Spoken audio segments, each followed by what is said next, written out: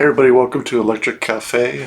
This is Tim Humphrey. Today's video is about Roxy Music and Bryan Ferry and my experience with them over the years. I probably got into Bryan Ferry's solo stuff before Roxy Music. I was a little young for Avalon when it came out. I was probably like 5 or 6 at the time, and although I do remember the song Avalon and liking it probably through the early 80s. It wasn't until about 85 when he released Don't Stop the Dance and Windswept and the Boys and Girls album. That particular album really got him on the map for me early when I was probably like 10 years old or so. And then I started getting into some of the Roxy Music stuff probably around 1990. I think I got the compilation that sort of it was sort of a best of Roxy Music and a little bit of Bryan Ferry stuff. I mean, More Than This has always been a quintessential, I wouldn't say romantic song, but it's just super smooth. Bryan Ferry is, I mean, he's kind of like the uber cool, smooth. I like the way he sings. It does.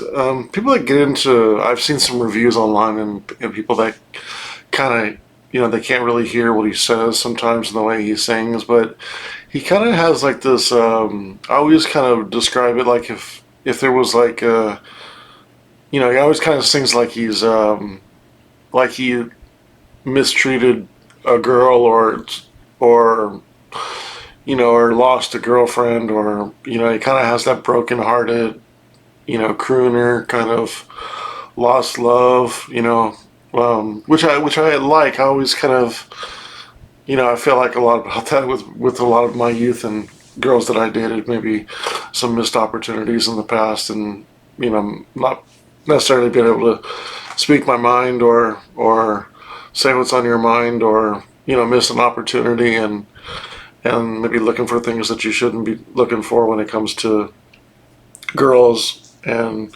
so I always identified with that when it comes to Bryan Ferry, kind of like a single, I wouldn't say gigolo, but kind of the guy that is suave. I always try to be cool. He was cool.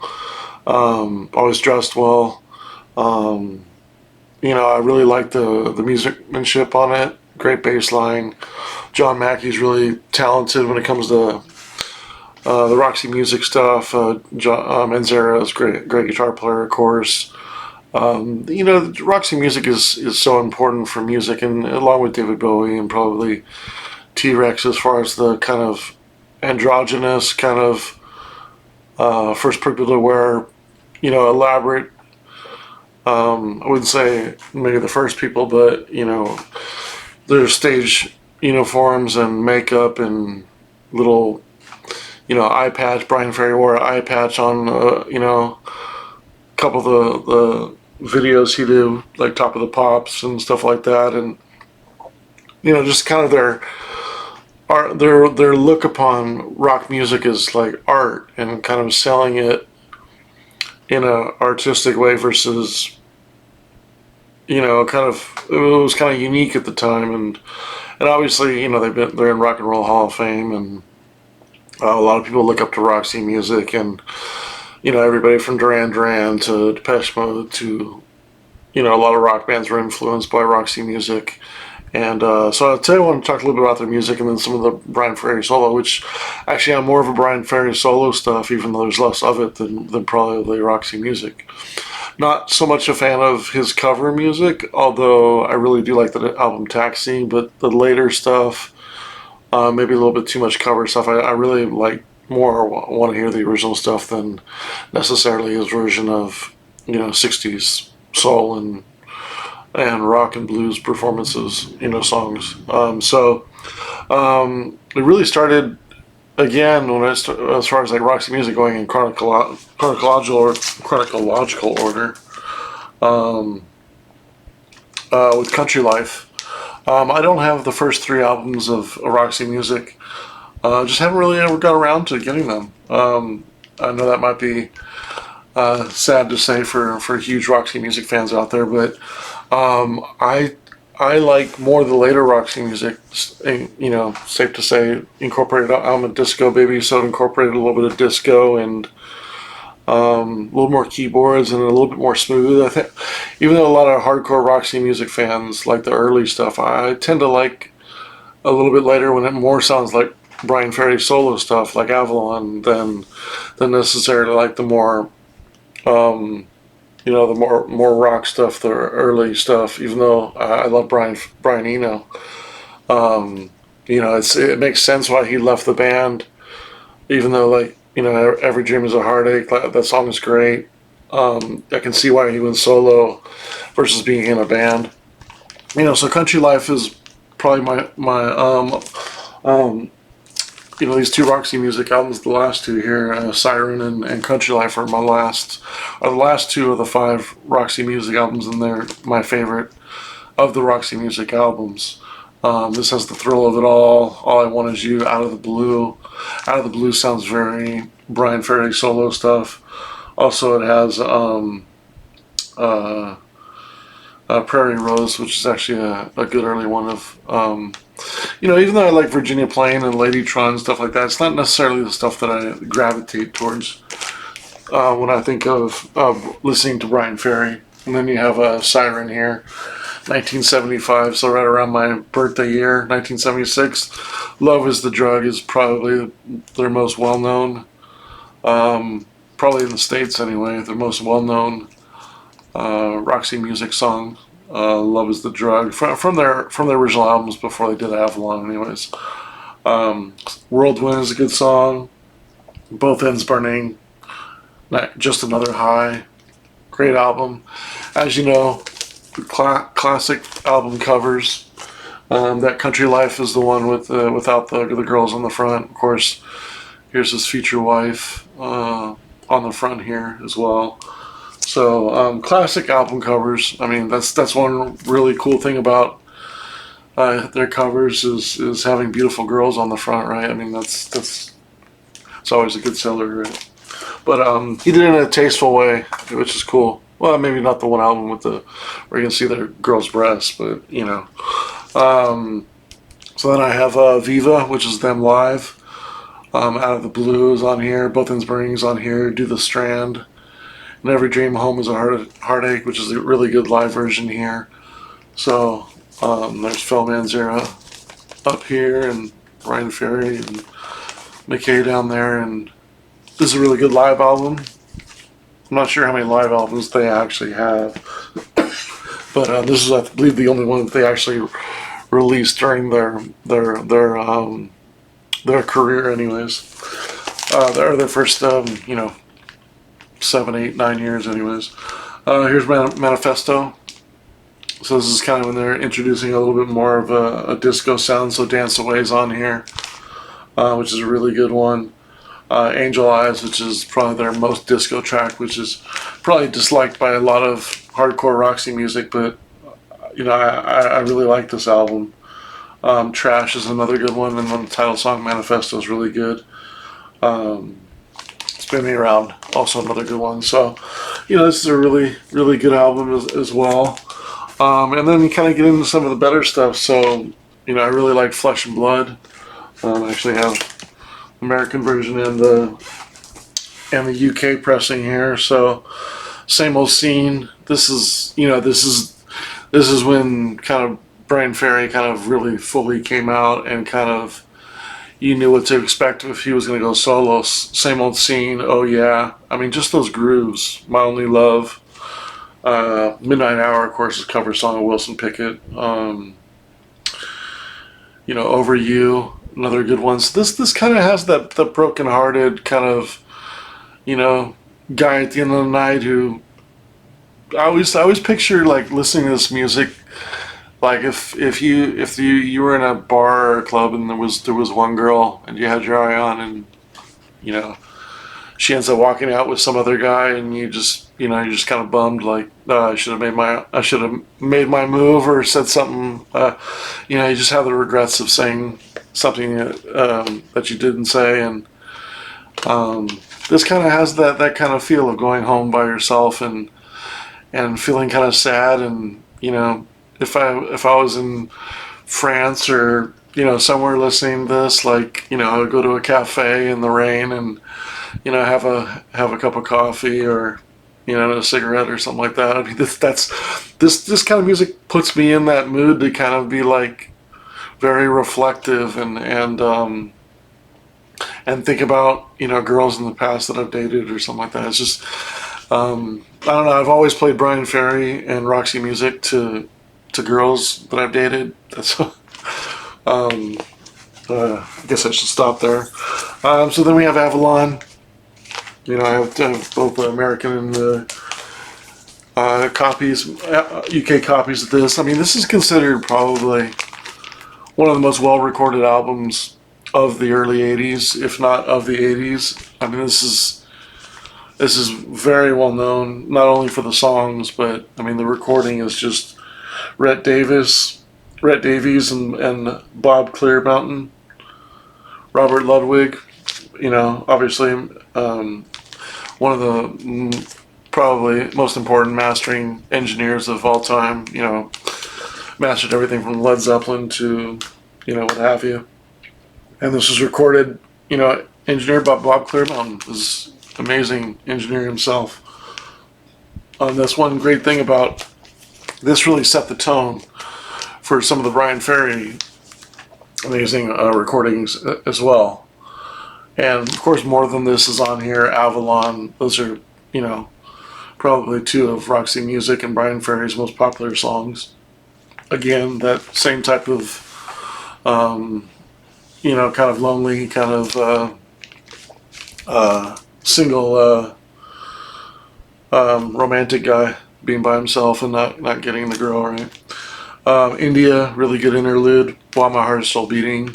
That's probably the first Roxy Music song that I really didn't know that I heard, and then I was like, oh, I got to get more into this, and that was from the '90 compilation of Roxy Music. It was actually, the album's called My Heart Is Still Beating, and which has about 17 or 18 songs, and that's the song that really I heard that I didn't know, and that made me want to get into more Roxy Music and any of the Bryan Ferry that I missed by 1990.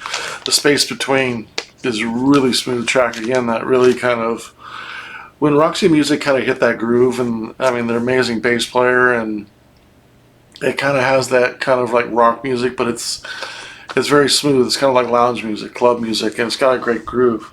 My favorite, probably Roxy Music song of all time, True to Life. If you know, you know. If you know, you know. For those that don't know, but you love the song True to Life, check out Wolfgang Voigt, as a German techno producer in 1995 on this album called Life is a Gas. He did a 10-minute dub version of True to Life, or maybe it's like 12-minute long dub version, and it just has the one 8 or 9 second sample, and he just morphs it through all these echo and tape delays and stuff like that, and then on top of it puts, apparently it's a sample of a T-Rex song on top, and it's just magical. Turns it into like a reggae, like a dub version of True to Life, and just amazing. So check that out if you haven't seen it. And then To Turn You On, the main thing. I mean, every song on here is just perfect, and again, so well recorded, so well recorded. Also I have a Bride Strip Bear on CD. I always really liked When She Walks in the Room. It's kind of a romantic song, but it's very clean, very smooth. Hold On is on here. Can't Let Go is a great solo song, and then also his version of Take Me to the River.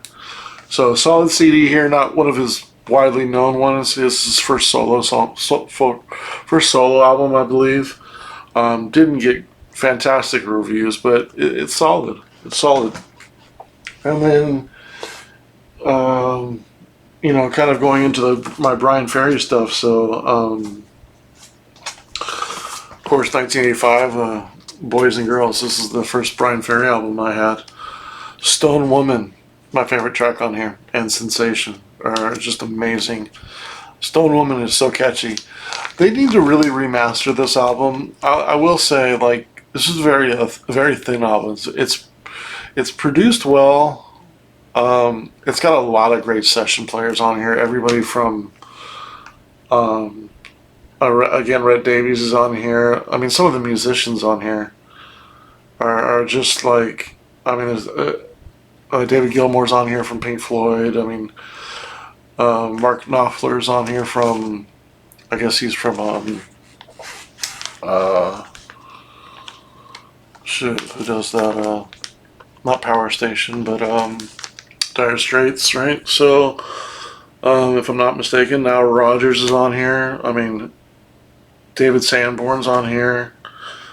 I mean, Jesus, you're just talking about. I think what's his name's on here, which it might be on one of the later ones as well. But I can't think of his name. But Neil Hubbard's on here. Tony Levin's on here. I mean, this album has so many great session players on here, and they nailed this album. This is a great album. It's got some really cool interludes, like I think it's not Windswept is one of the singles, but I can't remember the track.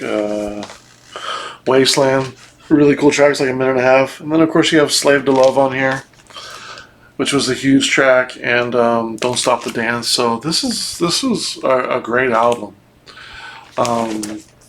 Great album. I mean, this did really well for him. Really put him on the map as far as solo. 1985.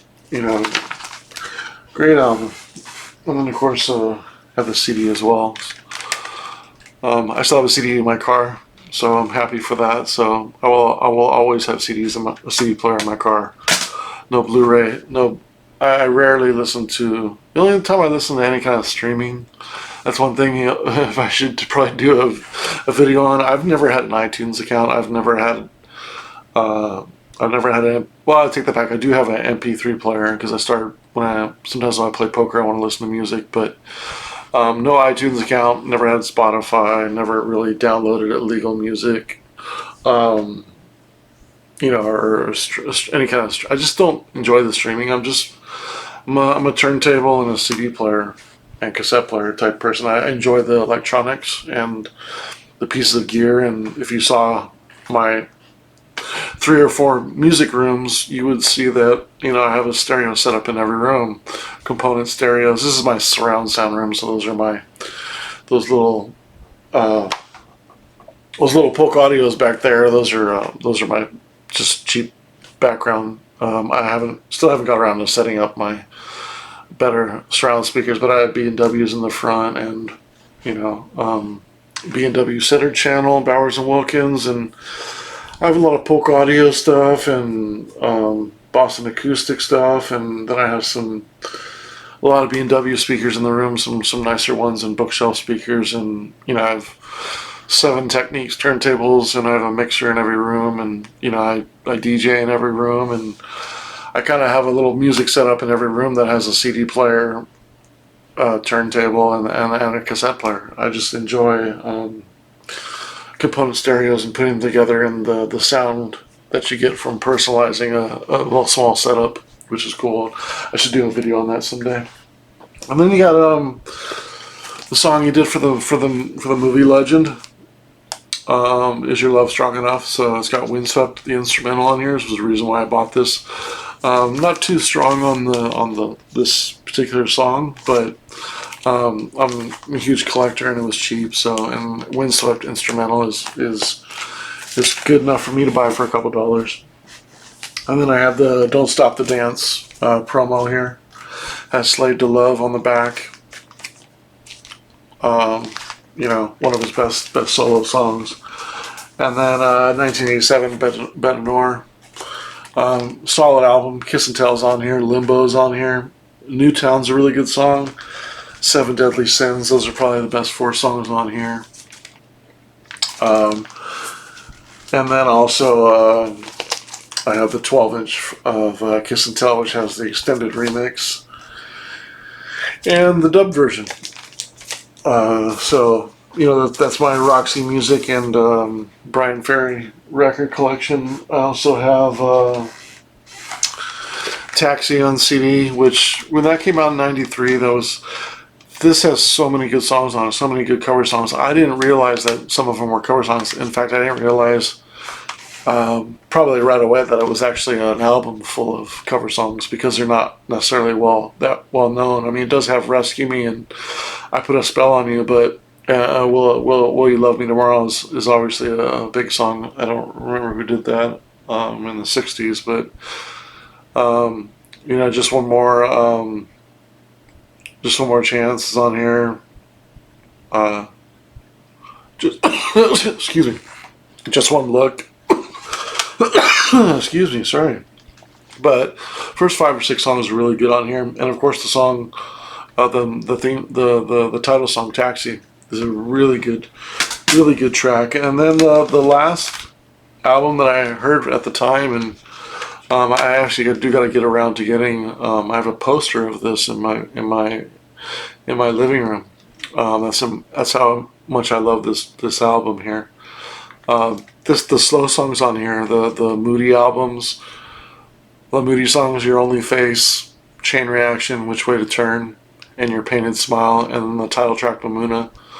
They're just amazing. This is one of the best recorded. I'll put this against possibly any album in the '90s. This is the most well recorded album of the '90s.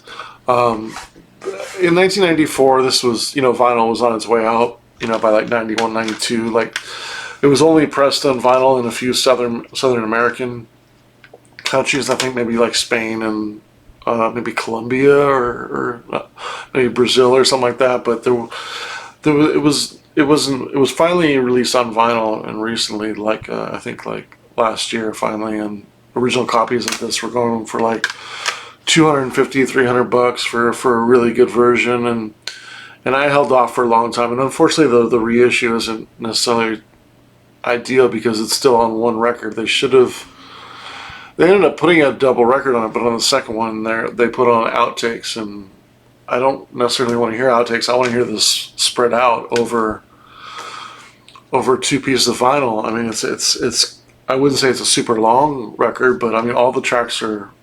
I think there's only one track under 4 minutes. All the tracks are. In fact, there's probably 3 or 4 that are pushing 6 to 7 minutes, and so you're looking at it at least 23 to 30 minutes a side. I want to say. I think one side might be close to 30 minutes, but definitely over 25 minutes for each side, and that's not good fidelity. That's not good for a reissue, in my opinion, let alone it not being a half-speed mastering, or I don't know if it was from the original masters, but I didn't buy it, and a lot of people says it sounds pretty good, but I don't know. I might wait till get original copy or get repressed again to buy one, but I love this album. This is, again, this has that feeling of somebody who's solo like me, who's doesn't have a girlfriend. This is the kind of music you listen to when you're thinking about being alone. I mean, it's just so moody and so powerful. And I mean, if you know Bryan Ferry soloist, you know. Frantic. This is a good solo album. It was one of his last ones. I think this came out in 2008. Goddess of Love. Really cool song. San Simeon. It's All Over Now, Baby Blue. This is a really good blend of Roxy music and Bryan Ferry solo stuff. This Frantic is highly underrated, as is Olympia, and he kind of went back to, putting the girls on the front. This is very Roxy music, like around. I mean, obviously you can tell it's trying to be like Roxy music, but even though it's under Bryan Ferry,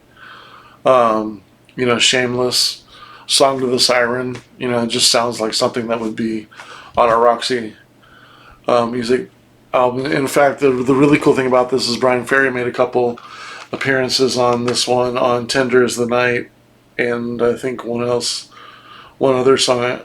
I can't remember the other song on here, but Reason to Rhyme on here, Me Oh My, Shameless, Heartache by Numbers.